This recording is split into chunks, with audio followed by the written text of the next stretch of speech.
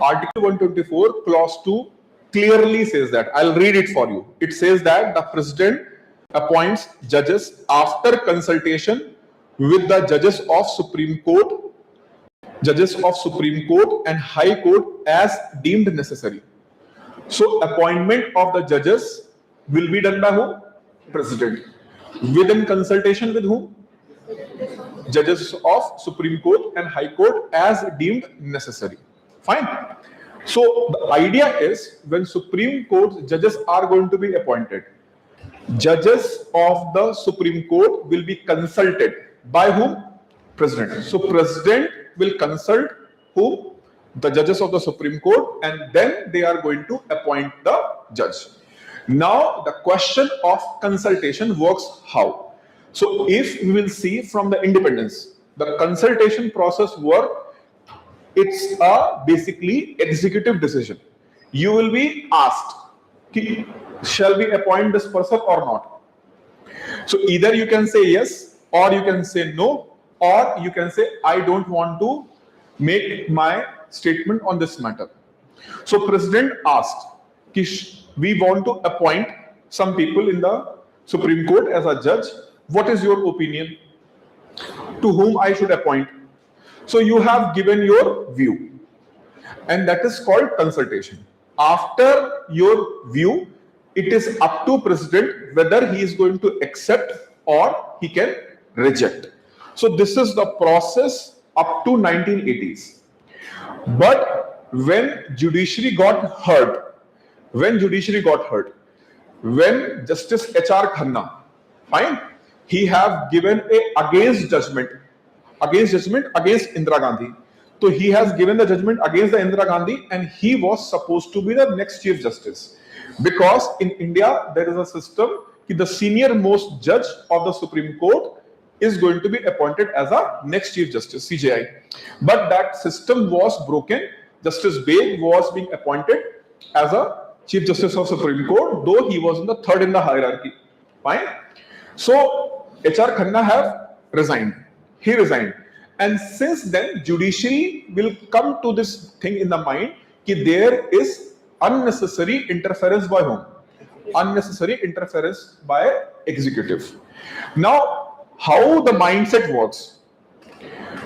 If I will interfere in your work, fine. Then the first thing in come in your mind is, if I am not you, fine. If I am interfering in your work, how you will think? If I am not interfering in his work, why he is interfering in my work? So when people work in the workplace, fine.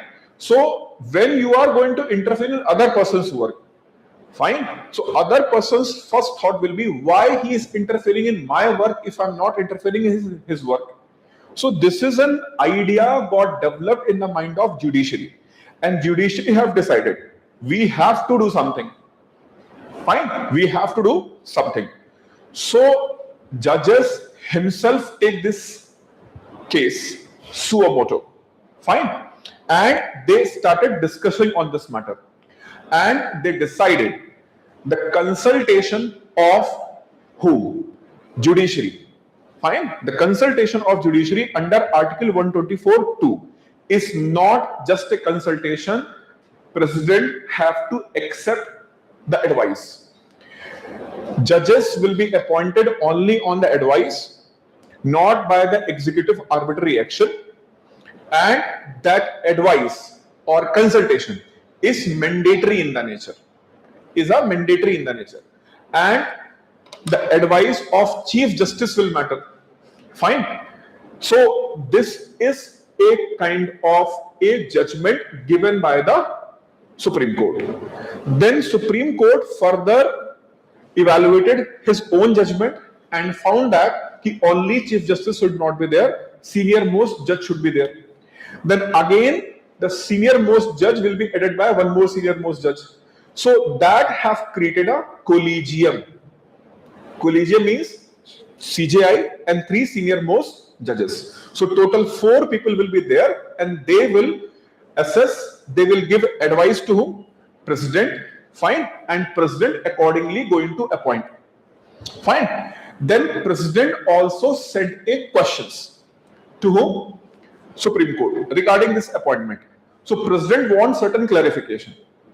So President want the clarification, basic clarification want by the President in 1998, कि if I do not want to appoint that person, then what?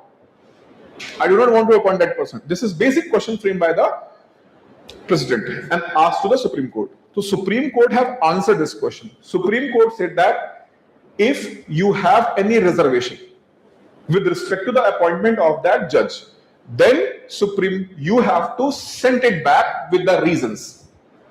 You have to send back the name with the reasons and explanation ki why executive do not want to appoint that judge. Fine. Why executive is having certain reservation for appointment of that person as a judge. Send it. After you will send, we will see that. And if we will found your reason, logic, explanation well enough, we will withdraw the name. But if your reason and logic is arbitrary and not acceptable to the collegium, then we will revert that name back to where? Executive, and then executive do not have any option but to appoint the person as a judge. So 1998 presidential reference and third judge's case have cleared who can be final authority to appoint the judge. Means now who can be the judge of the Supreme Court is decided by whom? Collegium. And here one issue started coming, brother judge syndrome. Brother judge syndrome means I am having sympathy with you. Fine. So if I gain the sympathy with you, I will try to make you also a judge of the Supreme Court. So that brother judge syndrome may act. So this is why government want to impose NCJC.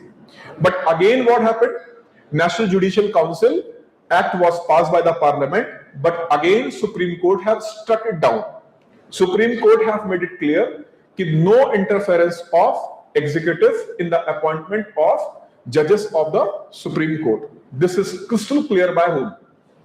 Supreme Court. Though this judgment of the Supreme Court is one of the most criticized judgment in the recent years. Though multiple judgments of the Supreme Court is being criticized. And remember that you can criticize the judgment.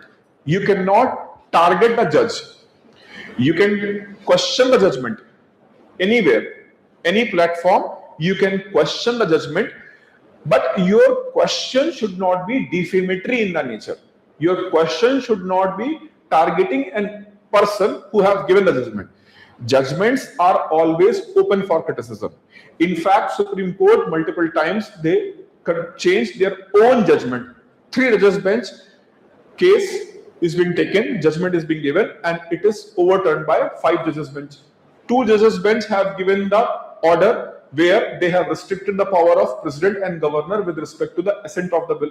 Then again 5 judges bench have changed this. So any decision by the Supreme Court can be criticized. We are in the democracy. Fine? Democracy, and here democracy allow us to criticize the judgment but not targeting the individual. So NCJC judgment of the Supreme Court, National Judicial Council Act case was one of the most criticized judgment. Even all the existing judges and those judges who are going to retire and whenever they will appear in for any interview, this question is being asked to them. Sir, do you feel that Supreme Court was not right when they have passed the judgment of NCJC? So this question is one of the widely used judgment. So my job is what? I will provide you NCJC document. What happened? What was the NCJC? Why it came into the picture? And why ultimately Supreme Court have rejected, and why this is an open debate in the Indian democracy as of right now. Though again the possibility of the question in general is very less. But if the debate will be triggered, because as I said that it's a hotly debated topic. Fine. There is a debate on this topic even among the judges also. Certain judges want NCJC. Fine. But many of the judges do not want NCJC. So even judiciary is not one side ki NCJC is wrong. Certain Supreme Court judges, they have favored for the NCJC. So it is a debated topic, and maybe some point of time it will again flare up. So once it will be flare up against, there is a strong possibility of what? The question can be framed. So what I am going to do, in what context NCJC came, what are the main provisions of the NCJC, why Supreme Court have put the reservation on that, criticism of those reservation, and way forward I'll provide you. Your job is to read it and have it. And again, this is not something which cannot be done by even a beginner. Fine. So those who are just starting their journey in the civil services, all the students who are listening me online first time, they are attending any lecture, for them also. See, at some point of time you have to start. Fine. At some point of time to start. So even you are a beginner, you do not have any idea of that topic. So let's go into that, try to uncover the topic. Do not wait for the right moment. There is always a right moment when you start. कोई मुहूर्त नहीं निकलना है. No need to find the right muhurat. कि on this day, on this auspicious occasion, and by sitting in this direction and doing this work, I'll start. Anywhere, anytime you can start. ठीक है? So NCJC I will provide as a PDF document. ठीक है? Now write one more point. Next point. The same text which I have explained. The text to the Article 124 Clause 2. The text to Article 124 Clause 2 is the President appoints Supreme Court judges. The President appoints Supreme Court judges after consultation with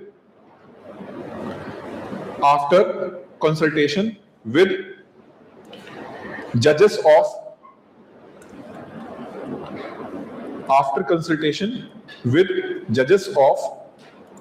Supreme Court.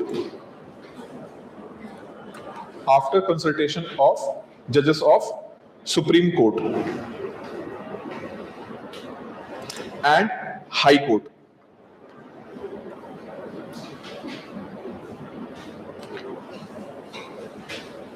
High Court.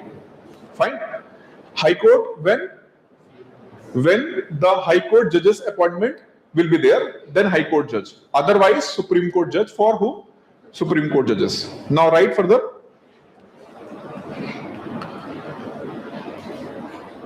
Supreme Court and High Court as deemed necessary. As deemed necessary. However, here underline that word after consultation. Underline the word after consultation. Underline that word. Then write after second and third judges cases. After second and third judges case, this consultation has been interpreted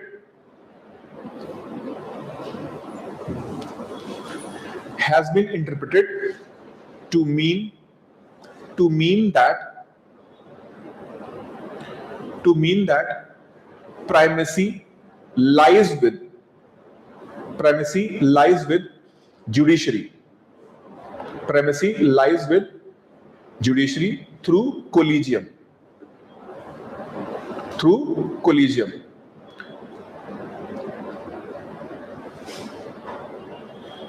Right, further in the same point, the executive formally appoints.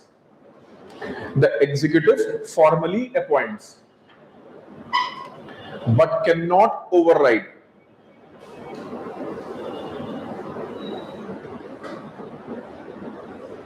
Collegium's recommendation.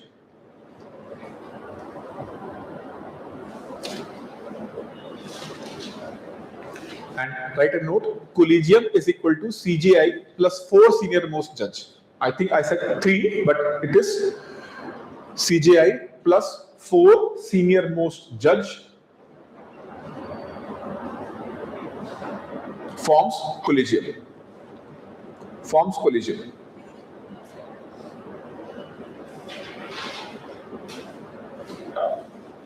Fine.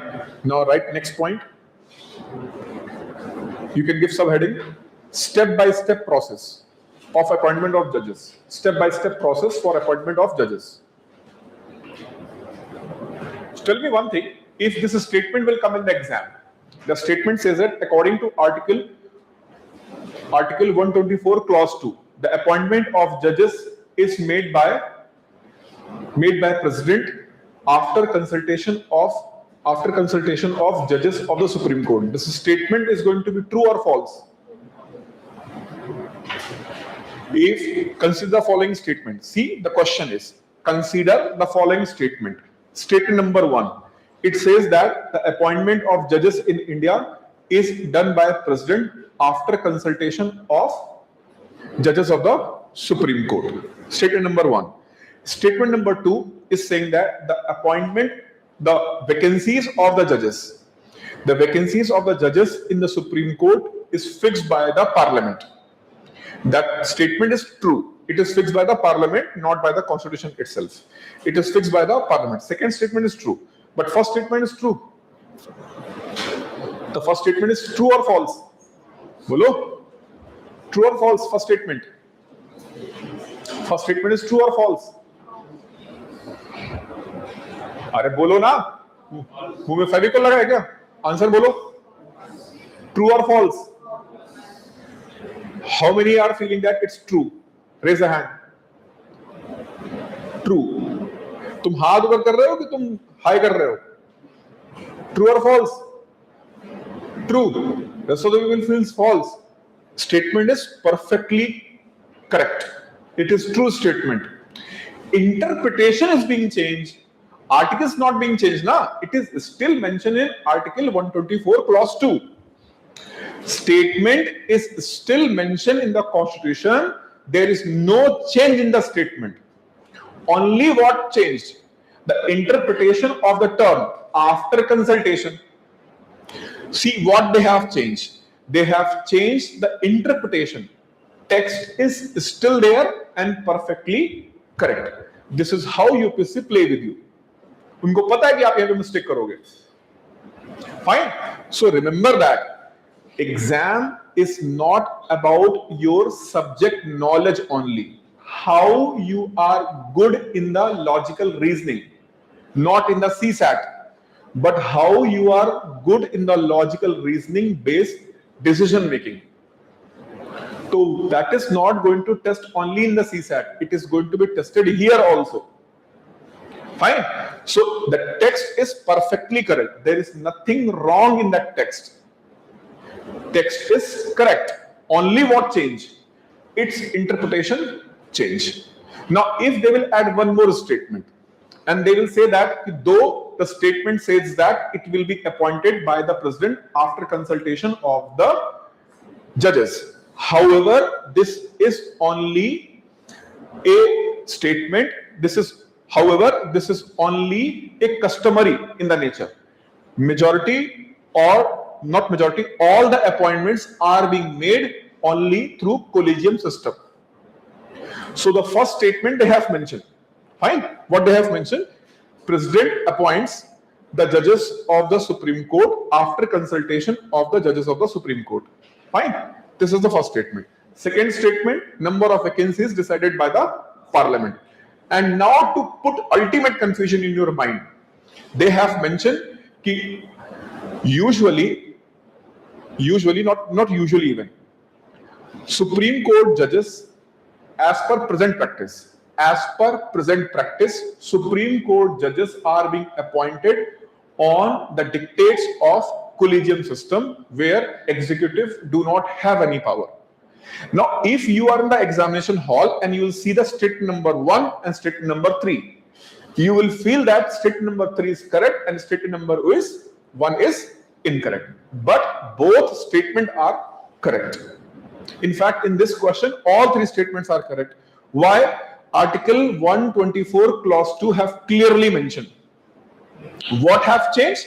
Only interpretation is being changed. And the statement number 3 is mentioning about that interpretation. Fine. So they will try to confuse you in the basic understanding only. They are not going to ask too many hi-fi questions. And people will slip. in this simple interpretation only. Fine. So remember that Article 124 Clause 2 is still valid. Only what changed? The word consultation's meaning is being changed. The meaning of the word consultation is being reinterpreted by who? Judiciary through what? Second and third judges case. The question can be framed in this way also. First statement, Supreme Court judges are being appointed under Article 124 Clause 2, which read as President will appoint the judges of the Supreme Court after consultation of Supreme Court judges. Fine. Statement number 2, the vacancies of the Supreme Court is decided by the Parliament through law, parliamentary law, not through the amendment to the Constitution. This second statement. Third statement is saying that while making an appointments of the judges of the Supreme Court, the consultation is explained as a collegium system of the Supreme Court under first judges case. So first judges case have not talked about collegium system. The second and the third judges case have talked about collegium system. First judges case only whom? CJI. In the first judges case, the result came CJI. In the second and third judges case, they came with the idea of collegium system. So clarity is required. The text should be crystal clear in your mind, no confusion, no doubts. And this is why the good information repeated multiple times is going to give you a wider understanding. Understood? Now write there, step-by-step process. As per MOP. As per MOP. What is MOP? Yes. As per MOP, proposal for appointments of judges. Proposal for appointment of judges of Supreme Court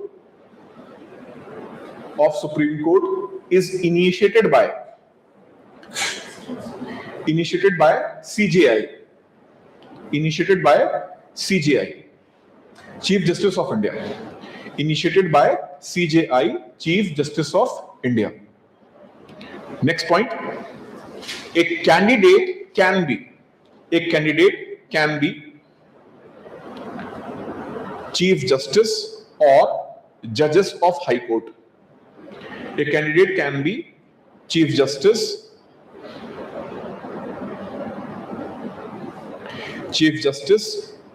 or Judges of High Court. Number 2, eminent member of Bar Council. Eminent members of Bar Council. Fine. Third, distinguished jurist. Distinguished jurist. As expressly distinguished jurist, as expressly mentioned in Article 124 Clause 3.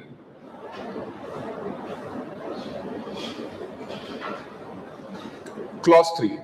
Now question is, who is distinguished jurist? So basically, if you are existing judge in the High Court or Chief Justice of a High Court, you are eligible to be appointed as judge in the Supreme Court. Number 1. If you are an advocate in the Supreme Court and you have at least 10 years of experience, fine, then you are also eligible. And third is you are distinguished jurist. So now write who is distinguished jurist. Distinguished jurist. Right. Who is distinguished jurist? Fine. Ab likho mazedar point, interesting point. The Constitution do not define distinguished jurist. The Constitution does not define distinguished jurist.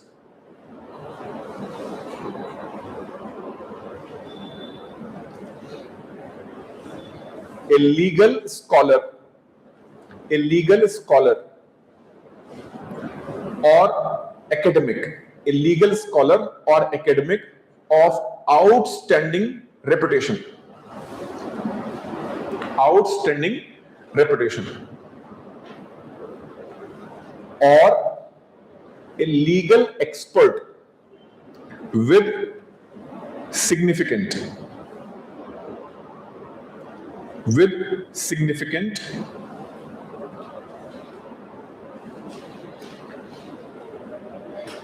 intellectual contribution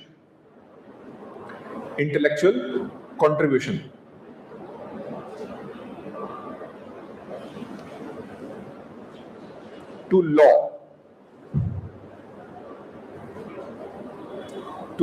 through path-breaking books, committees, international law work.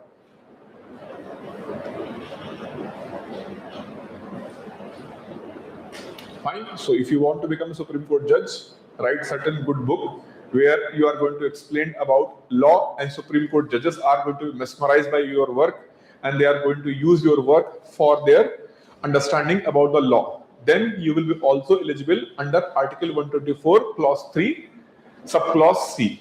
Fine. Clause 3, Subclause C, you can be also eligible to become a Supreme Court judge. Okay? So after becoming an IAS officer, you should start having the knowledge of law and then write some book, and that book must be impress whom? Judges of the Supreme Court. Compel them. No. Now we have to change our stance. Now we have to appoint this person as a judge. But the fact of matter is, no one ever have appointed as an eminent jurist, as a judge of the Supreme Court. Never any appointment happened as an eminent jurist. Okay? So this thing you should keep in the mind. Who is an eminent jurist? Eminent jurist means basically a person who have good knowledge in the law, and good knowledge, the proven knowledge. Proven knowledge means his work is properly acknowledged in the field of law. And how it is acknowledged? Through his book, through his consultation, through his work in the international law or domestic law. Fine. So in that way you can be. So there are many people who are having good sound knowledge in the law, especially those who are teaching at National Law University, NLUs. Fine. So National Law University, there are multiple professors who are teaching in the law. So basically the idea is, who can be judge? An existing judge can be judge of the Supreme Court, or any existing lawyer can be the judge of the Supreme Court. But what about the academicians? So those academicians who are having the academic knowledge of the law, they can also be a judge. But irony is, only those who are already judge or they are already a lawyer are being appointed as a judge in India till then date. No eminent jurist is being ever appointed as a judge of the Supreme Court. Once you will appoint an eminent jurist, now the path will be open for many others to be appointed as a judge of the Supreme Court. Understood the eminent jurist? Now write further.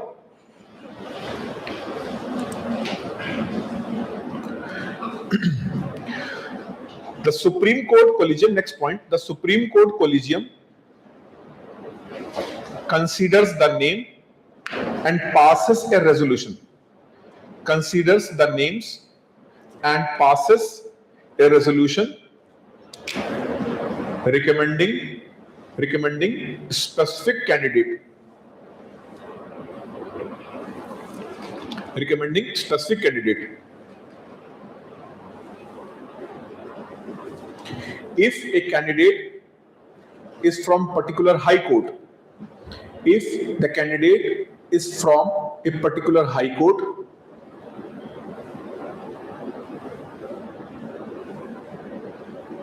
the collegium also consult. The collegium also consult the senior most Supreme Court judge. The senior most Supreme Court judge who originally from that high court, as per MOP.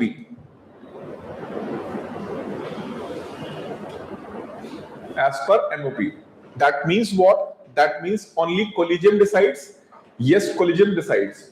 But collegium can take a consultation of that Supreme Court judge. Fine. So suppose that Telangana High Court. So Supreme Court is considering a judge from Telangana High Court can be appointed as a judge of Supreme Court. So while collegium is going to take the name of Telangana High Court judge, Supreme Court can ask any judge who is from which court? Telangana High Court, and he is already judge at where? Supreme Court. So suppose 3 judges are originally from where? Telangana High Court, and they are at present whom?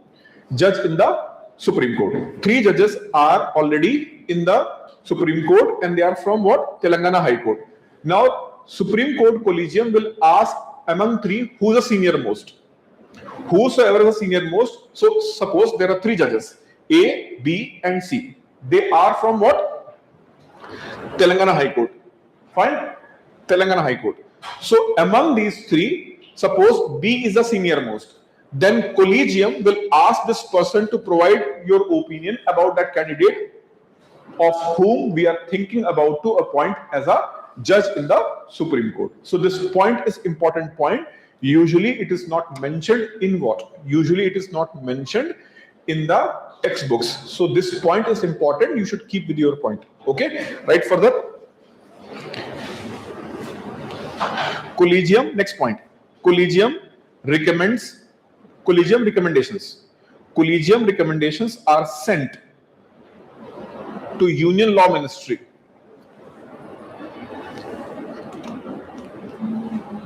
Union Law Ministry, which processes the file and forward it to PM.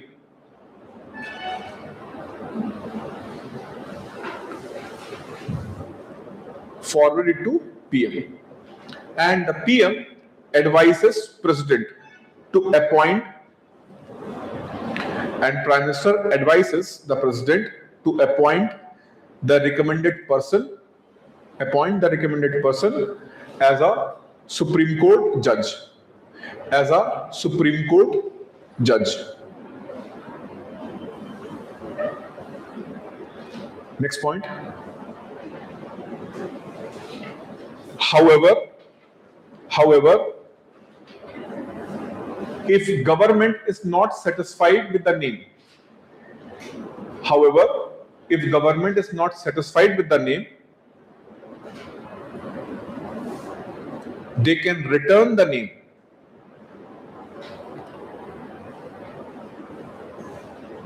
They can return the name for reconsideration.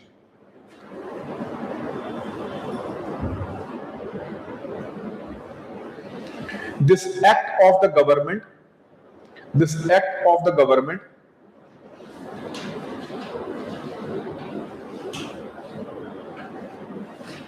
usually pointing out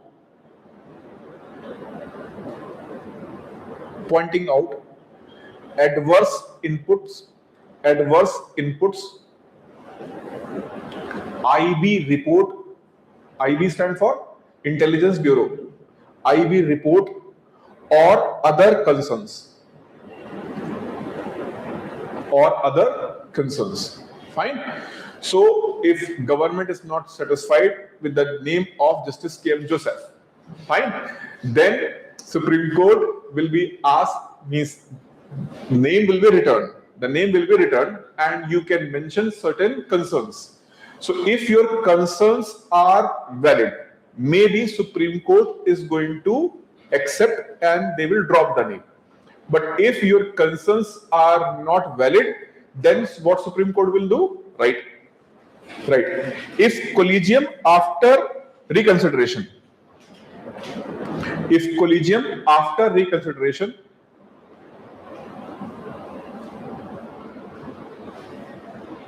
send back the name again.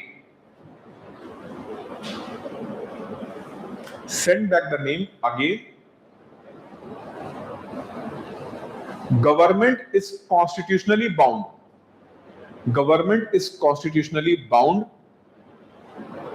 To make appointment.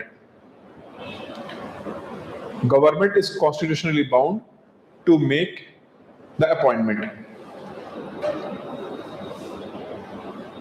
Fine. So this is the process how the judge will appoint. Now give a heading: process to increase number of judges.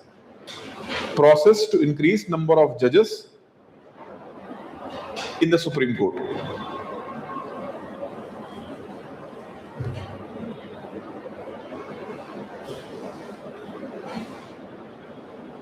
Right. Point number 1. Article 124 clause 1. Article 124 clause 1 says, Article 124 clause 1 says, Supreme Court shall consist of, Supreme Court shall consist of CJI and such number of other judges, as Parliament may by law prescribe. Parliament may by law prescribe. Thus, Parliament has the power. To increase or decrease the strength of Supreme Court judges by law. Supreme Court judges by law, not by executive order,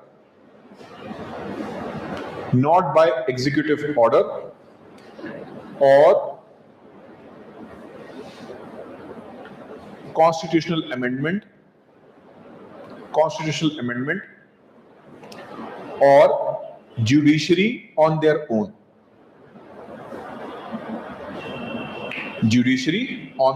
own. So constitutional amendment is required? No. Executive can do on its own? Answer is no. Who can do that? Parliament by law. Parliament by resolution? No. Resolution is not enough. You have to pass a law. So what is the difference between resolution and law? Law is going to be properly presented in the form of bill and it is going to be passed by both house. Whereas Parliament have took the resolution. So resolution is a kind of a showing their will. This is our will. Parliament have passed a resolution and condemning the attack on Iran, suppose. So India's Parliament is going to do this. So this is going to be very important. Why very important? Because Parliament is representing whom? 1.52 billion people. So when Parliament passes a resolution, so it is not just a resolution, it is a will of 1.52 billion people of India. So when Parliament says something at international level, so just imagine if Indian Parliament have passed a resolution and they have condemned the attack on Iran. So this is official view of India. We are not okay with the attack on whom? Iran. Pahalgam attack happened, Parliament passed the resolution. Fine. Some disaster happened and that need to be rectified, Parliament can pass the resolution. So parliamentary resolutions, especially in the context of international law, they provide a pressure. So question is being asked, can Parliament play a role in the foreign policy? Answer is yes, through the resolutions. So Parliament can pass a resolution and through those resolutions, they can give their view about the foreign policy. Usually it happens when a coalition government is there. Fine, coalition government is there. So coalition government is there, certain coalition partners are not okay. Certain coalition partners are not okay, but they are giving support to government's law, but they are not okay. So they can send a caution to the government through parliamentary resolution. For example, when India and USA have signed a Indo-US nuclear deal back in 2005. Back in 2005, they have went for Indo-US nuclear deal. At that time, Communist Party of India, they are supporting UPA government. Communist Party of India was not okay with that. But they followed the coalition dharma and they said that, okay, we will support the bill presented by the government in the parliament. We'll support the bill. And ultimately they have supported. But they again pushed the government to bring a resolution. And resolution should put what? Resolution should put in the parliament, and that resolution should be passed and show the concern of the parliament. Though we are passing this law, but we are having the concern. So parliamentary resolutions are also important. And if any resolution is going to be passed from here, be attentive, be focused. If parliament is going to pass any resolution, that is an immense important topic. Question can be framed in the prelims, question can be framed in the mains, question can be asked even in the interview regarding that resolution taken by the parliament. So you should have complete knowledge of any recently passed parliamentary resolution. Okay? तो वहाँ पे note करके लिख लो. You can write it there. Parliamentary resolutions are important as they show will of the parliament. As they show will of the parliament. Hence, such topic on which resolution is passed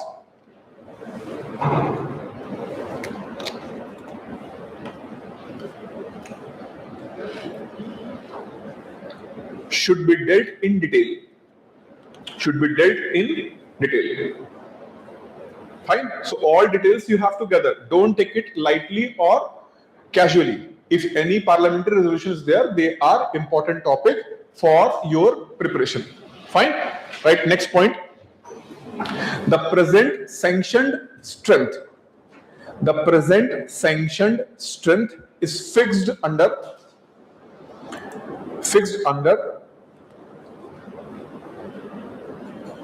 Supreme Court, fixed under Supreme Court, in brackets, number of judges, in brackets, number of judges, bracket close, Act 1956.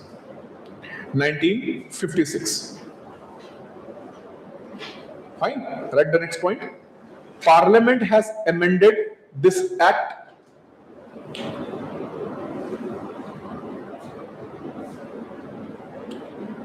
multiple times.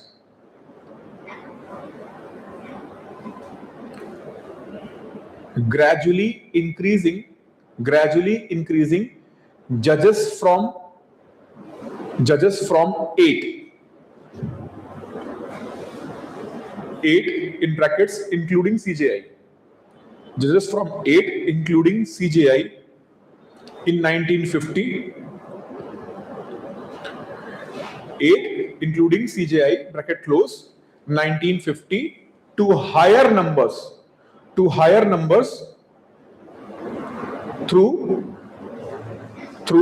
amendments in through amendments in 1956, amendments in 1956, 1960, 1978, 1986, 2009, 2019, now 2026. What is the number of judges in the Supreme Court right now after this change? 38, including CJI or excluding CJI? Including CJI. So in 2026, now after the change, how many judges? Total 38 judges, 37 plus 1. Fine?